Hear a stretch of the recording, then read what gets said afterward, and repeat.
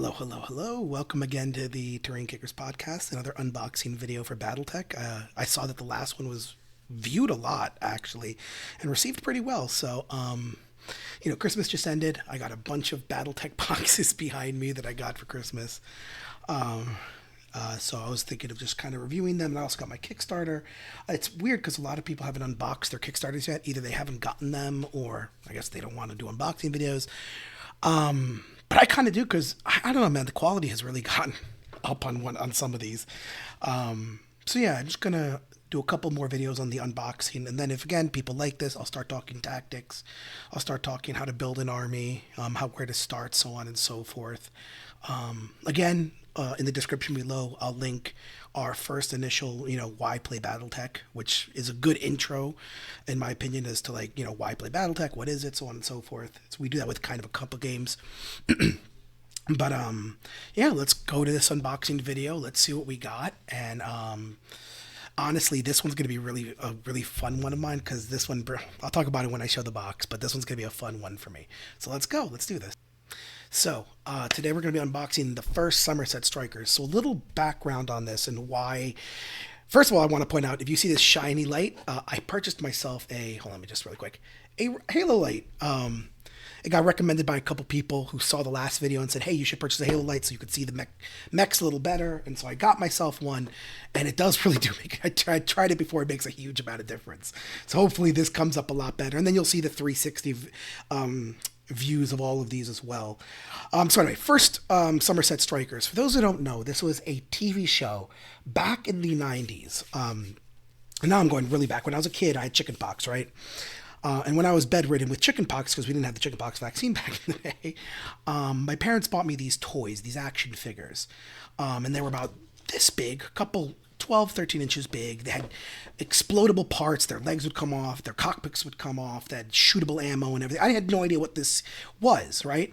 And then I saw on TV, the TV show, and I didn't know what Battletech was at the time. I didn't put two and two together. But I played with these toys religiously, right? Outside, in the dirt. It was a lot of fun. Not until I hit, I want to say, 4th or 5th grade, our school computers illegally had MechWarrior 2 on it.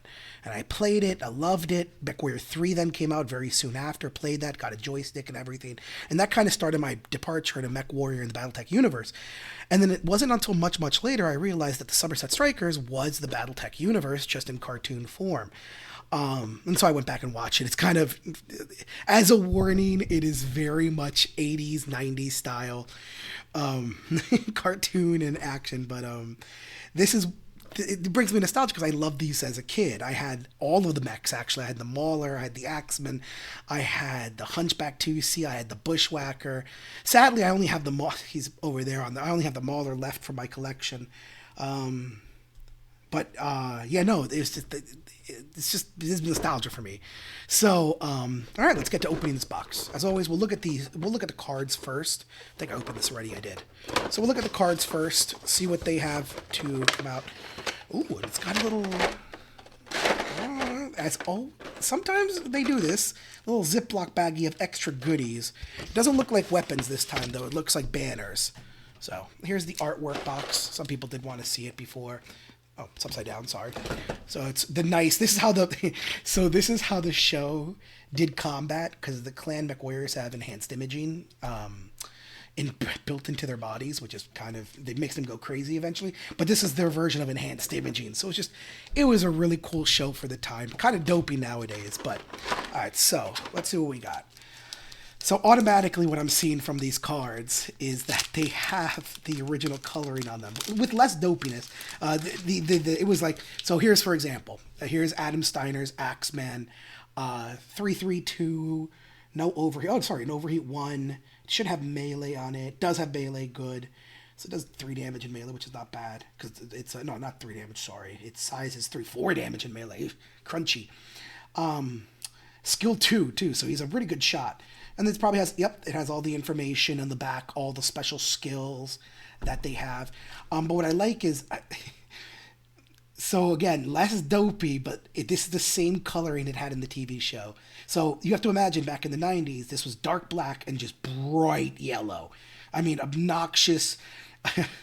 Last Prince of Bel Air yellow kind of nonsense. So it seems like they muted the colors a little bit. The Mauler is, let me turn back up, blue, bright blue with copper and bright orange. So they probably, when I get to the Mauler, I'll see how they painted that one. But yeah, there's your Axeman. 47 points isn't bad. Bushwhacker. Yep, I can tell by the Bushwhacker. Bushwhacker was blue and green. But again, you can see it's much more muted blue, right? It's also a 332 as well. Damn. Skill 3. XL engine, so it doesn't have that. Street Fighter, Weapon Specialist. I think that was Valton Rider. Then you have Franklin Sakamoto, who of course piloted the Hadamotechi. 332, Overheat 1. A lot of these are 332, Jesus. Skill 2, though. Great shot. Float like a butterfly in Fist Fire. What the hell's Fist Fire? I've actually never seen that one. But Omen with the human form. The pilot adds half this unit's short-range damage value, round up to any damage delivered by a successful standard melee. Damn! So he can... Okay, so half, so 3. I guess it's rounding down. Round up. So that's 2 to the melee. Damn, so it does 6 damage in melee. Cannot be Street Fighter. Cannot be... Yeah, that's... For charging or death. That's disgusting. Okay, so don't get in close combat with him. Here's the Mauler. Yeah, so yeah, look, you can still see the goofy kind of coloring, the bright blue with the orange, but no, much more muted. This was Hawkins, by the way. I think he also piloted the if I can't remember, I think he also piloted the. Was he also the one who piloted the plane? That was Ramirez. 233 though on this one. Ooh, a little different. And then of course you have Ciro Ramirez and his Wolfhound. And then of course you have the pilot cards that come with it as well. Right. Lot of fluff, lot of everything. But yeah, this is again nostalgia. It's essentially nostalgia. I'll put them right there. So let's take a look at the mechs. We'll go from I guess light to light. And what I'll do with the 360 video is that I will compare them to, I guess, a sculpt that they already have in Catalyst. So we're going to start with the Wolfhound, all right? So let's start with the Wolfhound, give you the 360 video.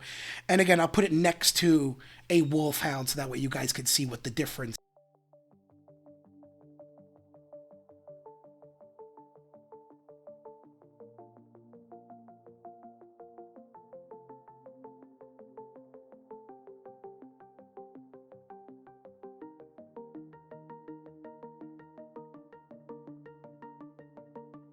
All right, so we're back. Hopefully that 360 video was really nice.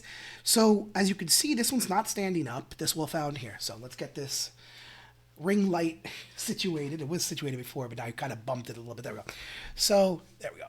So this Wolfhound is really, really nice. I like how it's kind of crouching. Again, gives it a different pose. No mold lines that I can see. A little tiny mold line there. Nothing a little exact on iPhone clear. Let me see. Check for quality. Check for quality. Yeah, no visible mold lines that I could see, other than the one right here on the leg. But that's more like a sprue cutoff point. But yeah, no, pretty damn good. This variant of the Wolfhound, for those who don't know, is the 4 medium lasers are in the chest instead of 1 to the back. There's usually 3 to the front and 3 to the front and 1 to the back. This one has all 4 to the front. Still has the large laser though, or large pulse laser, depending on what variant you want to run.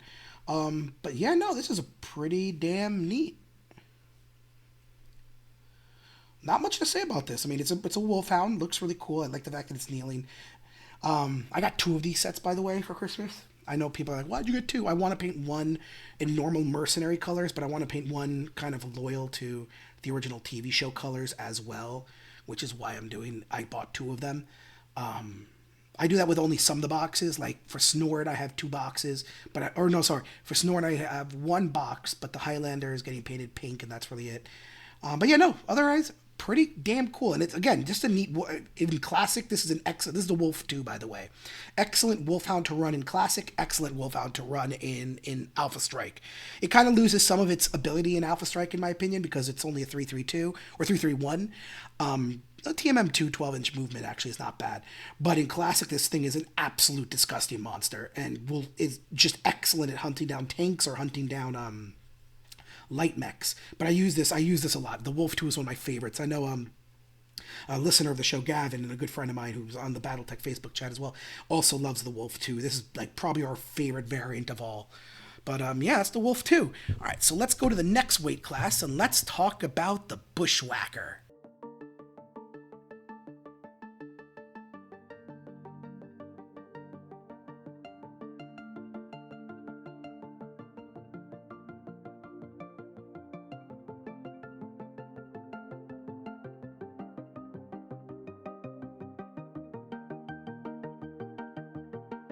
All right, so again, good 360 view. Again, you could see the pose is different. It's stepping on. People are gonna. I think it's. I want to say it's a vulture. Now it has to be a mad dog.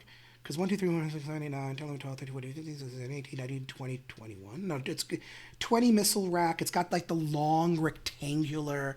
Um, it's got the long rectangular missile rack that the Mad Dog has, or maybe a Grizzly. But the Mad Dog was in the show, so it has to be a Mad Dog. Um, Bushwhackers, though, another great mech. It's got an XL engine. I'm always a big. I always get into a fight with people on this. I know XL engine on Classic is a little better because of the randomized hit look. Well, I say randomized, but because of the hit location table, it tends to be a little bit more easier on the mech chassis that your XL engine doesn't get crit out when your side torso gets blown out. The problem is because I play the Mech Warrior video games like MWO and Mech Warrior 5, I always fear an XL engine because, you know, you have an XL engine on your, I don't know, your Night Star and your side torso gets blown out. That thing is impossible to repair. It's impossible to find replacement parts for. Um, so yeah, no, it's really funny because sometimes it's like, I know you shouldn't use video games as the running, thing for, like, for basing it off of like your, classic gameplays. However, that being said, it still gives me that kind of bias a little bit. But yeah, no, Bushwhacker, great mech. Let me see here, pull up these Alpha Strike cards. We did the Wolfhound, so we can pull that out. There's the Mauler. Let me see here. Bushwhacker. There we go. So it's the Bushwhacker X1, which I believe, if I'm not mistaken, yes, it is. It's the original. So it's an AC-10, 2 LRM-5s, ER large laser, and 2 machine guns. I mean, again, solid mech. Except for the XL engine, just a solid mech. Great at long range, great at short range. It has 11 double heat sinks. So what is that, 22? So yeah, you could fire the ER large laser, AC-10, and I think the 2 LRM-5s for no overheat. Yeah, it's a pretty solid mech. I know some people online were talking about how they were having some problems with the cast on the LRM-5 on the top. Over here. I'm sorry, my finger's going the wrong way. Over here, some people have like a really bad cast right here. Mine seems to be... it's a little wonky. But no, the missile is still there. Some people had it really bad where this was completely like melted down almost halfway. But mine seems to be okay. Other than that, I like the barrels down. Again, just a cool mech. Would I use it with an XL engine? For fluff, for nostalgia, sure, I'll use the little sucker. But yeah, no, just an overall cool mech. All right, let's move up another weight class. Now we're going heavy.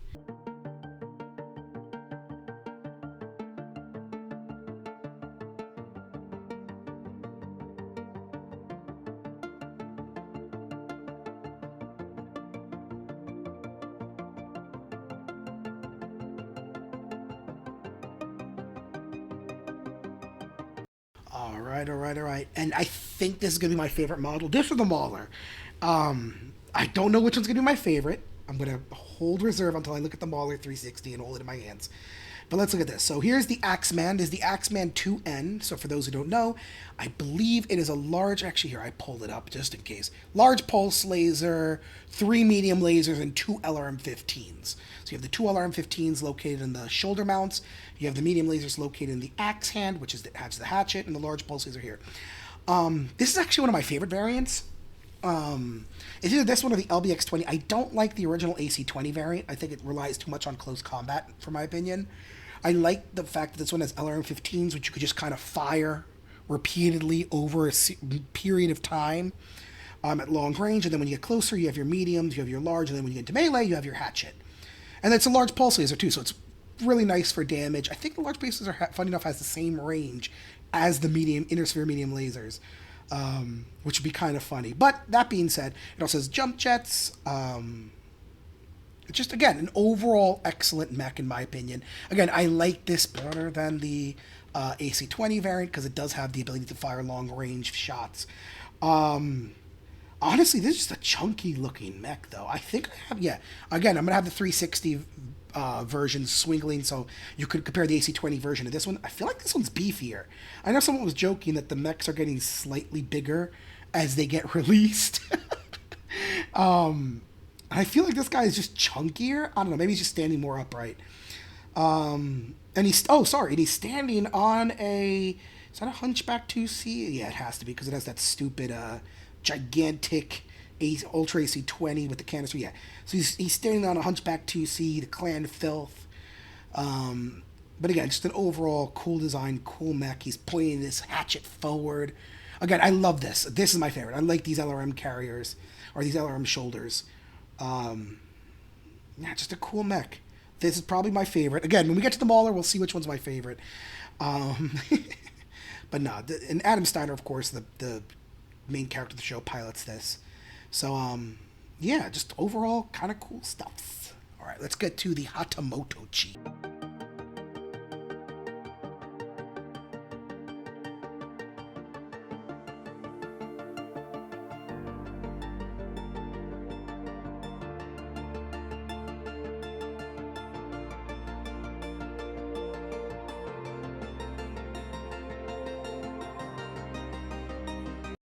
All right, so here we have the Hatamotochi, aka the Draconis Combine version of a thug.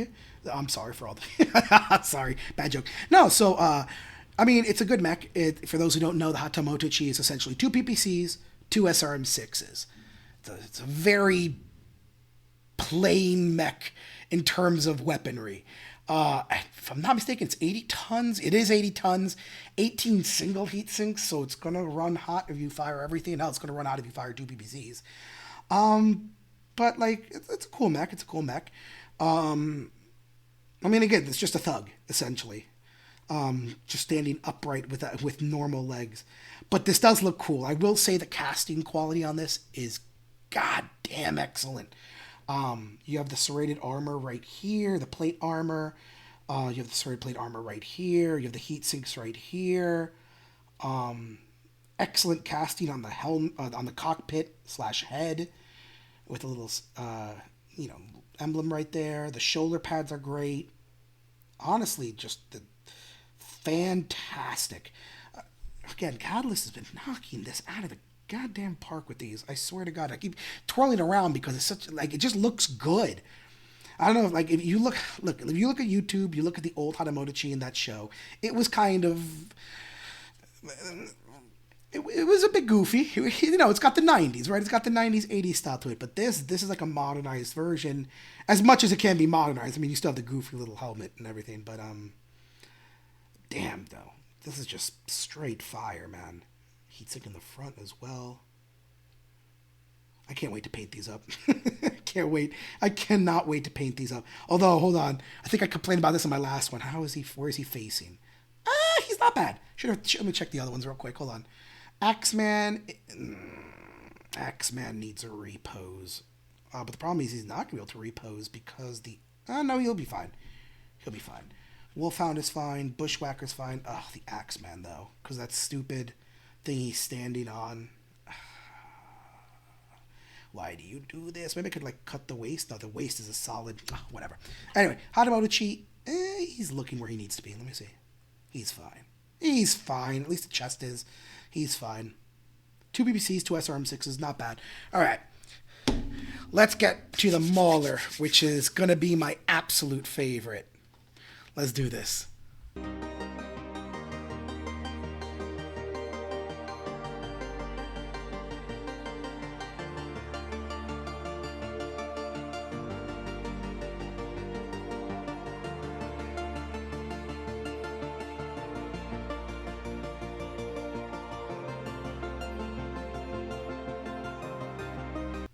All right, so really quick, I know I'm going to talk about the Mauler in a second, but I just figured out what these were for.